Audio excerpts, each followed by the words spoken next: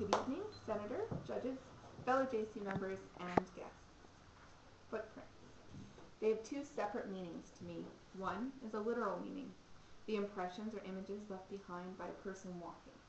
You know, the traditional cliche image of the footprints on the sand being washed away by waves, or those muddy dog footprints on your freshly washed kitchen floor. There is also a more symbolic meaning for me, the impressions left by our interactions and actions with people around us.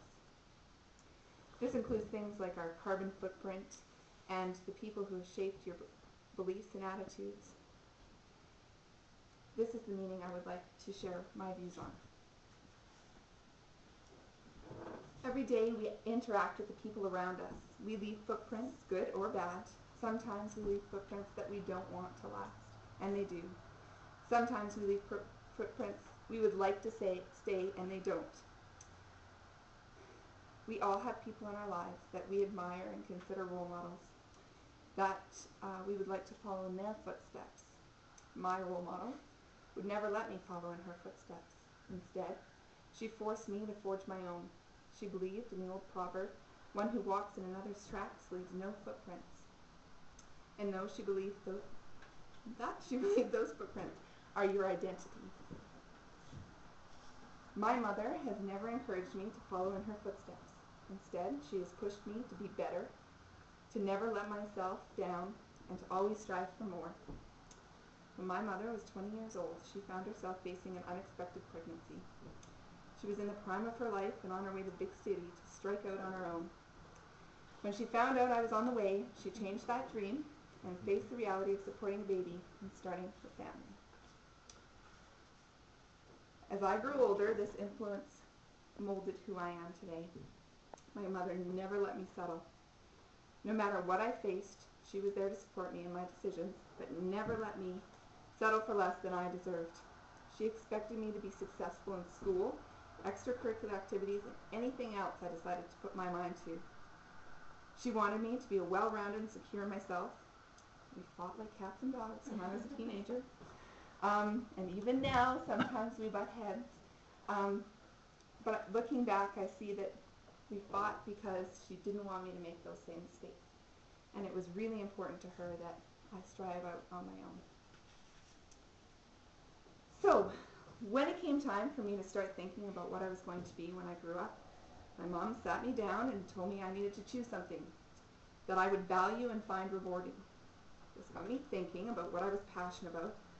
I knew I always wanted to work with kids, but I also liked the idea of making a lot of money. My first instinct was to become a pediatrician, because I thought it would accomplish both. However, I wasn't the smartest kid in high school. I always tried hard, but I didn't get the best grades. So I needed to look for an alternative. In reality, teaching had always been my calling, and ignoring it was getting harder and harder as I grew older. My family couldn't afford for me to go to university right away, so I had to stay and attend the College of the Rockies. From time to time I wavered. It would have been easier for me to quit and give up. Didn't have anyone in my family who had forged these footprints before. I was the first to attend college in 2 generations of my family. Then I was off to university, which had never been done before. Once again, I thought I was dreaming the impossible dream. How could I possibly survive the pressures and demands of university so far away from home, and leaving behind my entire support network? Welcome to unlimited long-distance plan. So, with the support of my family, especially my mother, there were uncharted footprints that needed to be made. I will never forget the look on my mom's face when I crossed the stage on graduation day from the University of British Columbia. She knew I could do it.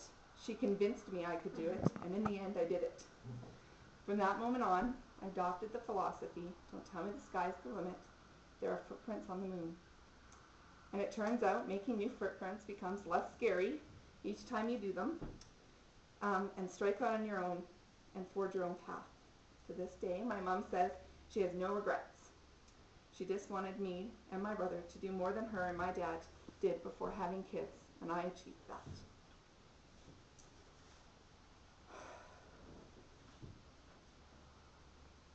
I would like to conclude with this. it is essential to remember the footprints you leave behind will influence others. There is no person who at some time, somewhere, somehow does not lead another. Although my mom would not let me follow her, she was always my leader, my cheerleader, that is. We all have footprints, whether we are conscious of it or not. While on the symbolic path of life, how often do you turn around and look at the progress you have made? Reflect on the impact of each of these footprints and the people they may affect. As a teacher, I get the opportunity to look at that every day. I encourage you to take the time to reflect on the people in your life who have been your leaders or cheerleaders and acknowledge the contribution they have made to the people you are today.